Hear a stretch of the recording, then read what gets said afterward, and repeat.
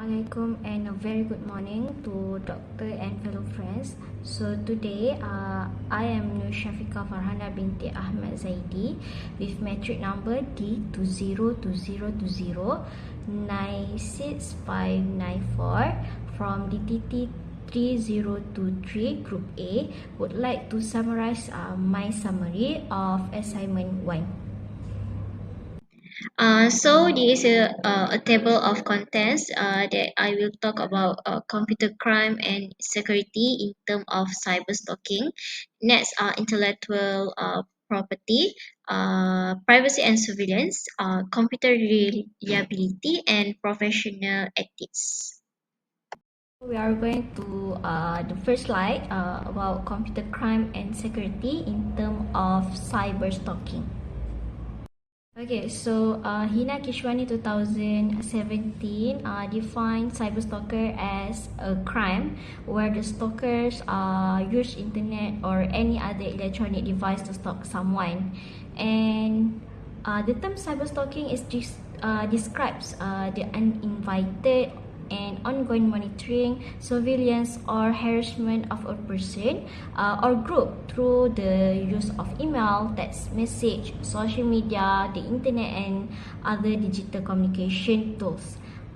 So there are some examples of cyberstalking include sending random or offensive, scary or abusive texts or emails, intimidating or harassing you over social media, or monitoring the use of your computer and internet. And the last one is keeping track of your whereabouts using technology like GPS.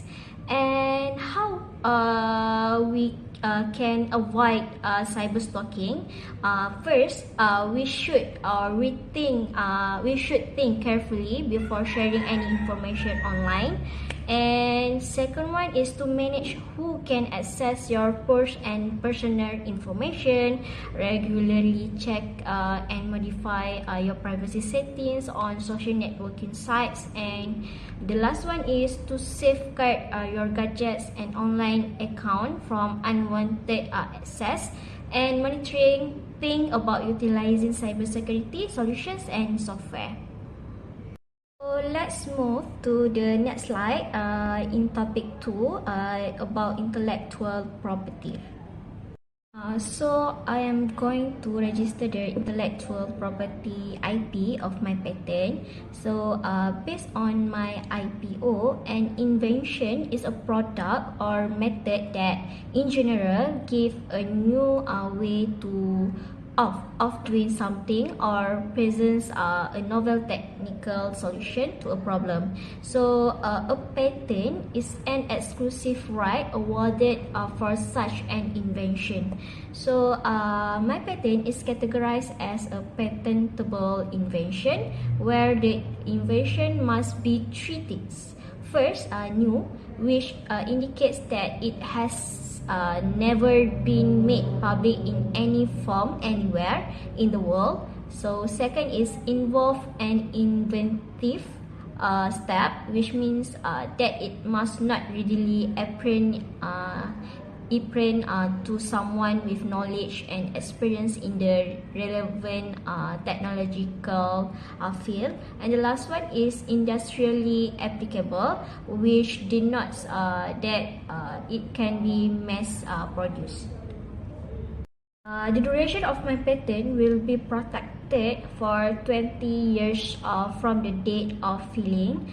The patent for registration is very important for my patent because it to make use of the patented innovation.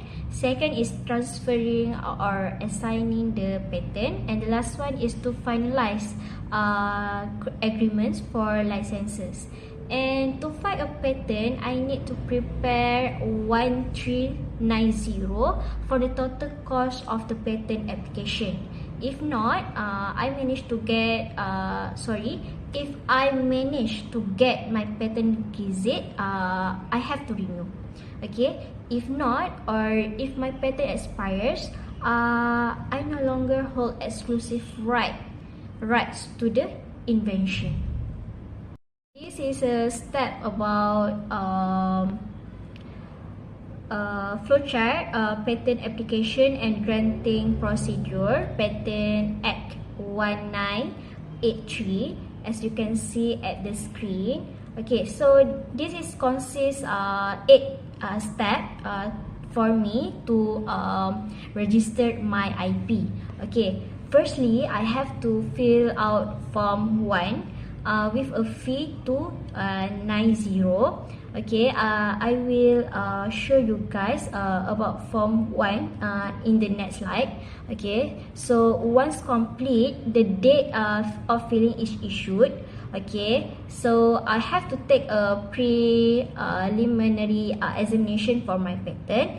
Next, once accepted, the application is laid open the public inspection. After that, I have to request a substantive or modified substantive examination, and I have to use form 5. Later on, I will show you guys about the form 5. Next, my patent will undergo a substantive examination, and when it passes the examination, my patent will get a certificate of grant issue. Okay, at last, my patent will be published.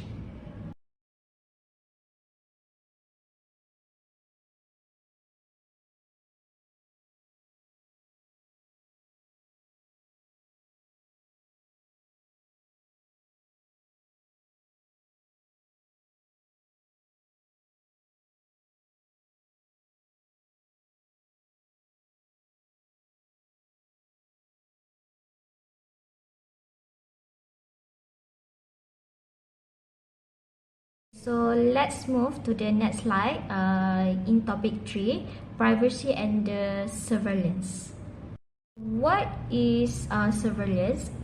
So actually the surveillance is the act of observing someone else to obtain information, influence, control or direct them is known as surveillance.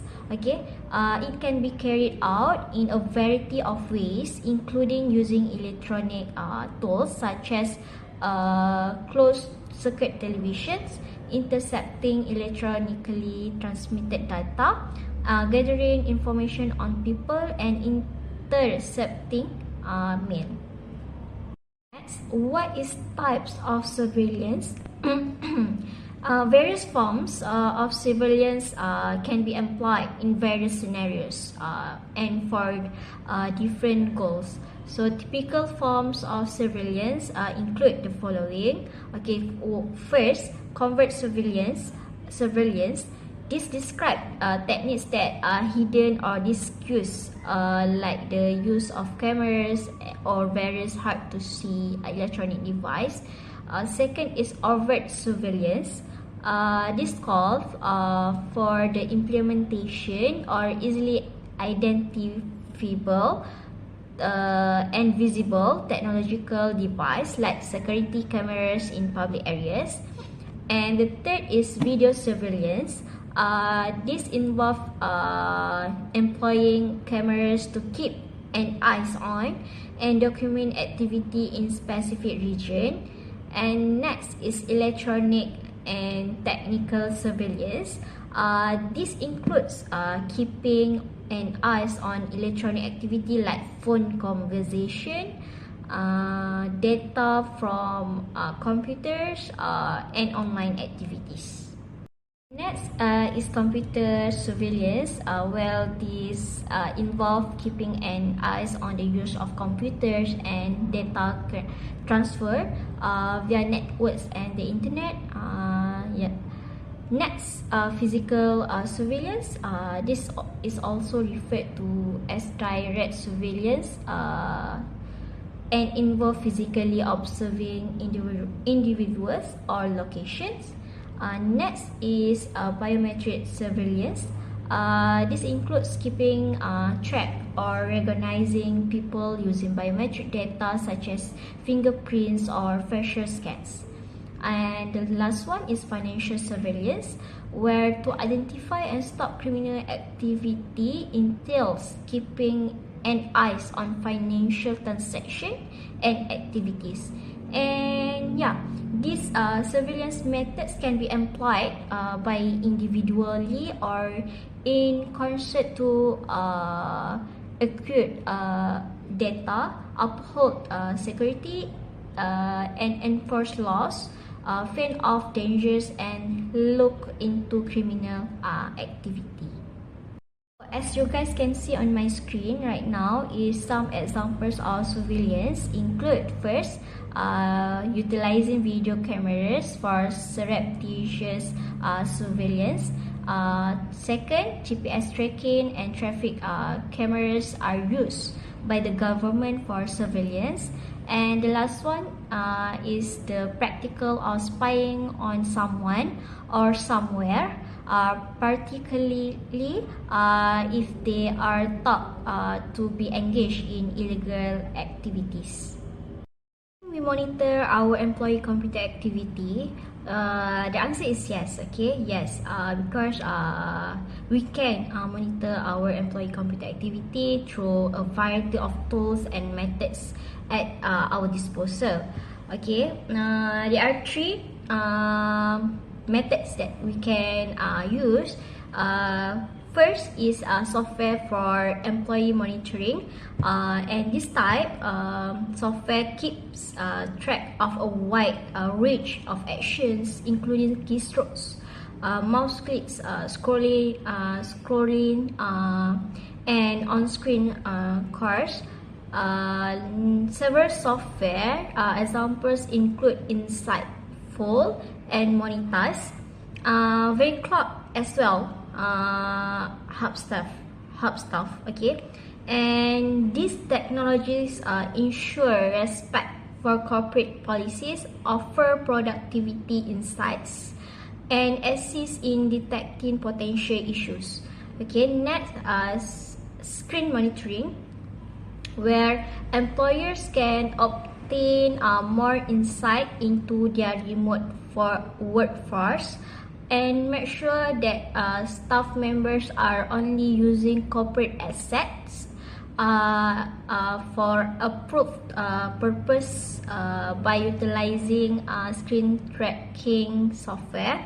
And the last one is email monitoring, where employers can keep an eyes on their employees' emails, including send and receive message, content, files, and timestamps through employee monitoring software. Next, we move to the next slide. Okay, so does the government spy on its citizens? The answer is yes. Okay, so the government can spy on its citizens using various methods of surveillance, such as social media surveillance. Okay, so the government can track individuals using social media who are involved in protests or voicing out against the government. Okay, next, so how is surveillance an ethical issue? Okay, several moral and philosophical questions are brought up by surveillance, and this can be divided into three categories. Okay, first is privacy, where the value of privacy to individuals and society as a whole is threatened by surveillance. And individuals' personal autonomy and freedom may be violated by continuous activity monitoring. Next is data protection. Where preserving privacy and averting data breach and misuse require making sure that information is stored safely and is inaccessible to outsiders. And the last one is accountability and transparency, where clear records and responsibility for those authorizing and carrying out the surveillance are necessary, and surveillance should be carried out in an open manner. So this guarantees the legitimate and responsible execution of the surveillance. And last, in order to solve this problem, security, public safety, individual privacy and civil liberties must be carefully balanced. Okay, ensuring that surveillance technologies are utilized responsibly and legally requires the establishment of clear policies and guidelines. There are 4 steps that we can take to block or prevent from public or government surveillance. First is be informed. Okay, know the rules and laws pertaining to surveillance cameras in public areas, as well as the most recent advancements in surveillance technology. Second, privacy precautions. Use strong passwords. Turn on two-factor authentication. Stay away from dubious links and communications, and safeguard personal information and data. Next is avoidance. If privacy is an issue, stay away from locations using security cameras. Next, and the last one, address concerns. Speak with the appropriate authorities or property owners about any concerns that you may have if you feel uneasy about the presence of surveillance cameras. And remember that it could against the law, and how repercussions to tamper with or obstruct security cameras in public areas. Together with maintaining safety and security, people should also respect privacy. Let's move to the next topic about computer reliability in topic 4. Next, we move about reliability in computer system is important because first is customer satisfaction, where unreliable products might have a detrimental effect on customer satisfaction, which could result in dissatisfaction and even a loss of business. Second is reputation, where a dependable product or service raises a company's profile and strengthens its brand, giving it more legitimacy and trustworthiness in the marketplace. And third is warranty cost. Reliable items break down less frequently all through the warranty, saving the business more on repairs, replacement and refunds. And the last one is correct functioning. Reliability, make sure that computer system run as planned, generating precise and dependable outcomes every time. So activities could include those centered on mistake prevention, defect detection and removal, and reliability measurements to maximize computer system reliability. So I had found a case study that result of computer is not reliable. First is the Ariane 5 flight 501 failure is one case study on the unreliability of computer system associated with aeroplanes. So during the Ariane 5 launcher's first flight on June 4, 1996, there was a failure that cost around $1.9 billion. So the initial reference system's malfunction occurred due to a software bug. It was intended for the Ariane 4 launcher and was not modified for the more potent Ariane 5 rocket. Okay, so the guidance system malfunctioned as a result of the error, destroying the rocket. Okay, so there are a few key points from the case study include software reliability in aerospace system is crucial as demonstrated by the Arin 5 Flight 501 failure, which is regarded as one of the biggest mishaps in space exploration history. And the second one is, in particular, the case study highlights the necessity of true software system testing and verification in safety critical sectors like aerospace. And the last one is Arin 5 launcher software development process enhancements and the redesign of the initial reference systems were brought about the disaster.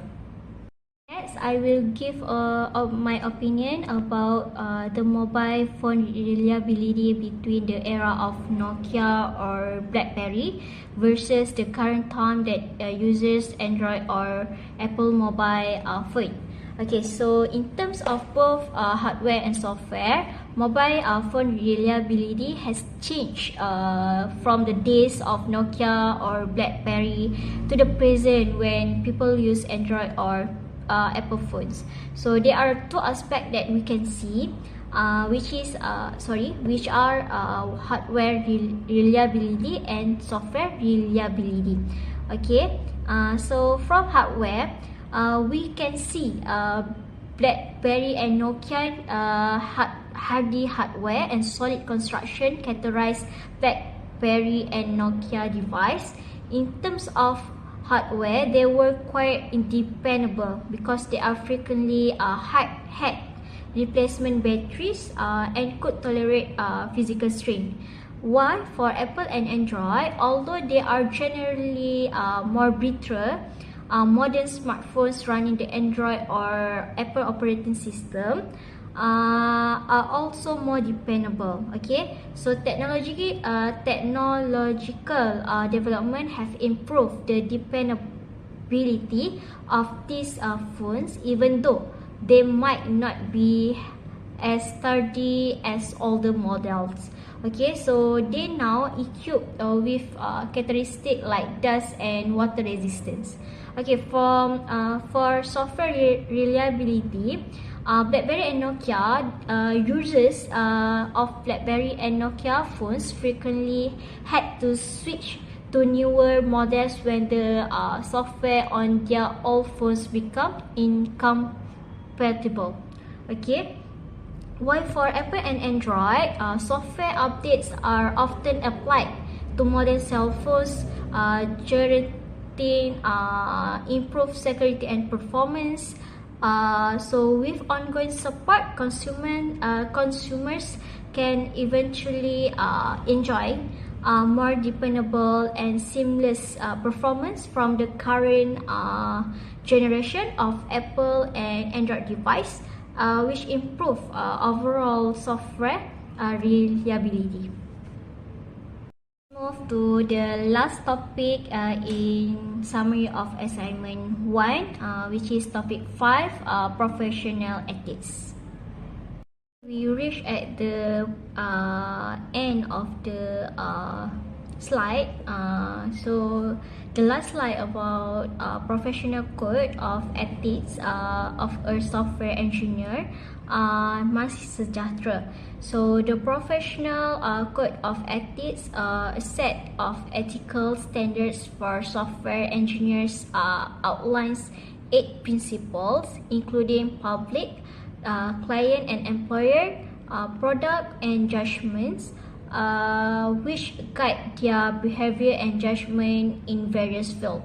So one, public, where software engineers must prioritize the public interest by ensuring their work is secure, meets requirements, passes testing, and does not negatively impact user experience, privacy, or the environment, while balancing the interests of the developer, employer and users. And second, what I can list is client and employer, where the My Sejahtera mobile app software developer must prioritize the public interest, employer and client interest. Okay, so they must ensure app safety, compliance with requirements